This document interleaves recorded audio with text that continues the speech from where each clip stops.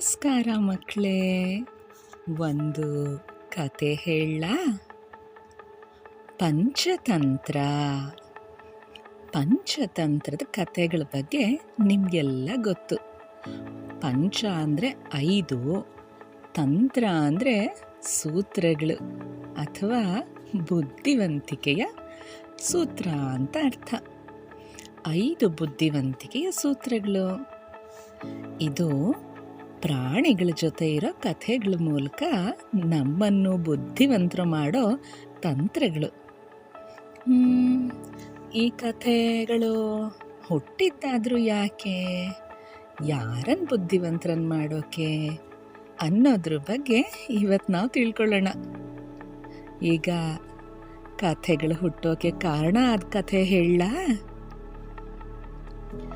ಒಂದಾನೊಂದು ಕಾಲದಲ್ಲಿ ಪಾಟಲಿಪುರ ಅಂತ ಒಂದು ರಾಜ್ಯ ಇತ್ತಂತೆ.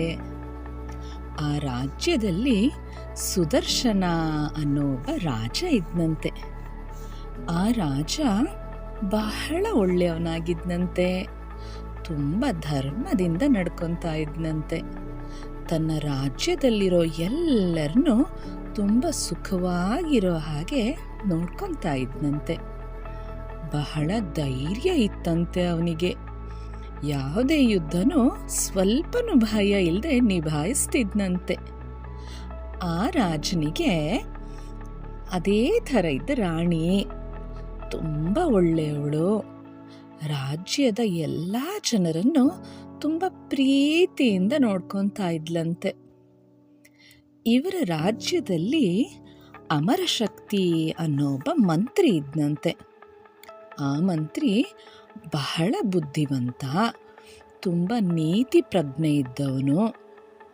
ಜನರಿಗೆ ಯಾವುದು ಒಳ್ಳೆಯದು, ಯಾವುದು ಕೆಟ್ಟದು, ರಾಜರಿಗೆ ಯಾವುದು ಒಳ್ಳೆಯದು, ರಾಜ್ಯಕ್ಕೆ ಯಾವುದು ಒಳ್ಳೆಯದು, ಇದು ಎಲ್ಲದ್ರ ಬಗ್ಗೆ ಬಹಳ ಚೆನ್ನಾಗಿ ತಿಳ್ಕೊಂಡಿದ್ನಂತೆ.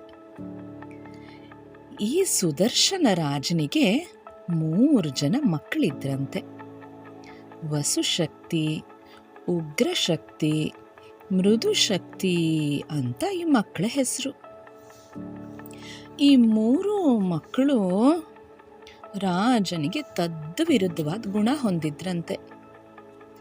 ಯಾವಾಗಲೂ ಕಾಲಹರಣ ಮಾಡೋದು, ಅವರ ತಂದೆ ತಾಯಿ ಹೇಳಿದ್ದನ್ನು ಒಂಚೂರು ಕೇಳದೆ ಇರೋದು, ಆ ರಾಜ್ಯದಲ್ಲಿದ್ದ ಜನಗಳಿಗೆಲ್ಲ ತೊಂದರೆ ಕೊಡೋದು, ಪ್ರಾಣಿಗಳಿಗೆಲ್ಲ ಹಿಂಸೆ ಕೊಡೋದು, ಯಾರ ಹತ್ರ ಆದರೂ ಚೆನ್ನಾಗಿರೋದಿದ್ರೆ ಅದನ್ನು ಕಿತ್ಕೊಳ್ಳೋದು, ಈ ಥರ ತುಂಬ ಕೆಟ್ಟ ಬುದ್ಧಿ ಹೊಂದಿದ್ರಂಥವ್ರು.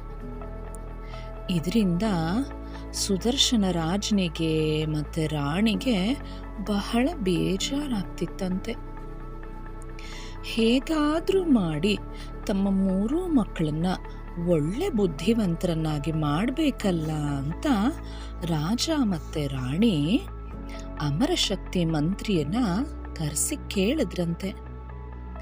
ಆಗ ಮಂತ್ರಿ ಅವರ ರಾಜ್ಯದಲ್ಲಿದ್ದ ಅಷ್ಟೂ ಪಂಡಿತರನ್ನ ಕರೆಸಿ, ಯಾರಿಂದಾದರೂ ಈ 3 ಮಕ್ಕಳಿಗೆ ಒಳ್ಳೆ ಬುದ್ಧಿ ಕಲಿಸಕ್ಕಾಗತ್ತಾ ಅಂತ ಕೇಳಿದ್ನಂತೆ. ಆದರೆ ಈ 3 ಜನರ ಬಗ್ಗೆ ಗೊತ್ತಿದ್ದ ಪಂಡಿತರು, ನಮ್ಮಿಂದಂತೂ ಸಾಧ್ಯ ಇಲ್ಲ, ಈ 3 ಜನ ಬಹಳ ಕೆಟ್ಟ ಬುದ್ಧಿ ಕಲ್ತ್ಬಿಟ್ಟಿದ್ದಾರೆ, ತುಂಬ ಅಹಂಕಾರ ಇದೆ, ಯಾರು ಹೇಳಿದ್ರು ಕೇಳೋ ಸ್ಥಿತಿಲಂತೂ ಅವರಿಲ್ಲ, ನಮ್ಮಿಂದ ಈ ಕೆಲಸ ಸಾಧ್ಯನೇ ಇಲ್ಲ ಅಂತ ಹೇಳಿದ್ರಂತೆ. ಇದರಿಂದ ರಾಜನಿಗೆ ಸ್ವಲ್ಪ ಕೋಪ ಬಂತಂತೆ. ನಿಮ್ಮನ್ನೆಲ್ಲ ಎಷ್ಟು ಚೆನ್ನಾಗಿ ನೋಡ್ಕೊಂಡಿದ್ದೀನಿ ನಾನು, ಆದರೆ ನೀವೆಲ್ಲ ನನ್ನ ಮಕ್ಕಳನ್ನೇ ಹೀಗೆ ದೂಷಿಸ್ಬಿಟ್ಟು ಬುದ್ಧಿನೇ ಕಲಿಸೋಕ್ಕಾಗಲ್ಲ ಅಂತ ಹೇಳಿದ್ರಲ್ಲ, ಇನ್ಮೇಲೆ ನೀವು ಯಾರು ನನ್ನ ರಾಜ್ಯದಲ್ಲಿರೋದು ಬೇಡ, ಎಲ್ಲ ಹೊರಟೋಗಿ ಅಂತ ಕೋಪದಲ್ಲಿ ಹೇಳಿದ್ನಂತೆ. ಈ ಪಂಡಿತರಿಗೆ ಬಹಳ ಬೇಜಾರಾಯ್ತಂತೆ. ಅಷ್ಟು ಜನ ಪಂಡಿತರಲ್ಲಿ ಒಬ್ಬ ಪಂಡಿತ ಇದ್ದಂತೆ. ಅವರ ಹೆಸರು ವಿಷ್ಣು ಶರ್ಮಾ ಅಂತ. ಈ ವಿಷ್ಣು ಶರ್ಮಾ ಪಂಡಿತರು ಮುಂದಕ್ಕೆ ಬಂದು ಹೇಳಿದ್ರಂತೆ, ಮಹಾರಾಜ, ನಿಮ್ಮ ಮಕ್ಕಳನ್ನ ನನ್ನ ಜೊತೆ ಕಳಿಸ್ಕೊಡಿ. ಅವ್ರ 3 ಜನರನ್ನು ಜವಾಬ್ದಾರಿ ಇರೋ ಹಾಗೆ, ಬುದ್ಧಿವಂತರಾಗೋ ಹಾಗೆ ನಾನ್ ಮಾಡ್ತೀನಿ ಅಂತ ಕೇಳಿದ್ನಂತೆ. ಹೌದಾ, ನೀ ಹಾಗೆ ಮಾಡೋಕ್ಕಾಗತ್ತಾ ಅಂತ ಕೇಳಿದ ಸುದರ್ಶನ ರಾಜ, ಎಷ್ಟು ಸಮಯ ಬೇಕು ನಿನಗೆ ಅಂತ ಕೇಳಿದ್ನಂತೆ. ಇದರಿಂದ ವಿಷ್ಣು ಶರ್ಮ ಹೇಳಿದ್ರಂತೆ, ನನಗೆ 6 ತಿಂಗಳ ಕಾಲಾವಕಾಶ ಕೊಡಿ, ಅಷ್ಟರಲ್ಲಿ ನಿಮ್ಮ 3 ಮಕ್ಕಳನ್ನು ಬುದ್ಧಿವಂತರನ್ನಾಗಿ ಮಾಡಿ ನಿಮ್ಗೆ ಒಪ್ಪಿಸ್ತೀನಿ ಅಂತ ಹೇಳಿದ್ನಂತೆ. ಇದಕ್ಕೊಪ್ಕೊಂಡ ರಾಜ ತನ್ನ 3 ಮಕ್ಕಳನ್ನ ವಿಷ್ಣು ಶರ್ಮ ಗುರುಗಳ ಜೊತೆ ಕಳಿಸಿದ್ನಂತೆ. ಇವ್ರ 3 ಜನನ್ನು ತಮ್ಮ ಆಶ್ರಮಕ್ಕೆ ಕರ್ಕೊಂಡು ಬಂದ ವಿಷ್ಣು ಶರ್ಮ ಗುರುಗಳು ಅವ್ರಗಳ ಥರನೇ ಜೀವನ ಮಾಡೋಕ್ಕೆ ಶುರು ಮಾಡಿದ್ರಂತೆ. ಅವ್ರಗಳ ಥರನೇ ಬೇಟೆ ಆಡೋಕೆ ಹೋಗೋದು, ಅವ್ರಗಳ ಥರನೇ ನಿಧಾನಕ್ಕೆ ಎದ್ದೋಳೋದು, ಅವ್ರಗಳ ಥರನೇ ಏನೂ ಕೆಲಸ ಮಾಡದೇ ಇರೋದು, ಅವರುಗಳಲ್ಲಿ ಒಬ್ಬನಾಗಿ ಕಾಲ ಕಳೀತಾ ಇದ್ರಂತೆ.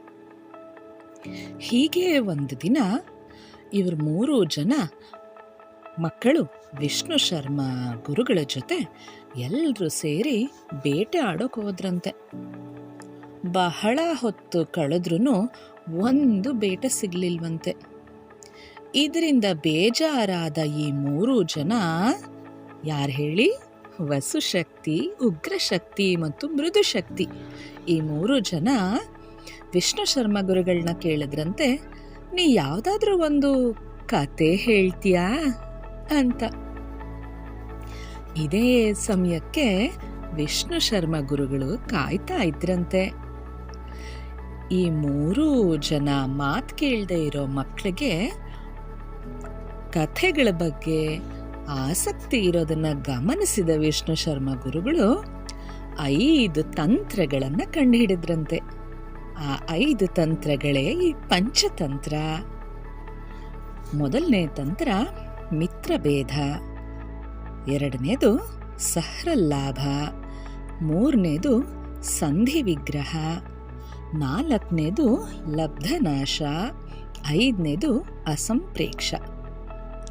ಈ 5 ತಂತ್ರಗಳನ್ನು ಉಪಯೋಗಿಸ್ಕೊಂಡು ಬೇರೆ ಬೇರೆ ಕಥೆಗಳ ಮೂಲಕ ಈ 3 ಮಕ್ಕಳನ್ನ ಹೇಗೆ ಬುದ್ಧಿವಂತರನ್ನು ಮಾಡಿದ್ರು, ಅವರಿಗೆ ಹೇಗೆ ಒಳ್ಳೆ ಬುದ್ಧಿ ಕಲಿಸಿದ್ರು ಅನ್ನೋದೇ ನಮ್ಮ ಪಂಚತಂತ್ರ ಕಥೆಗಳು.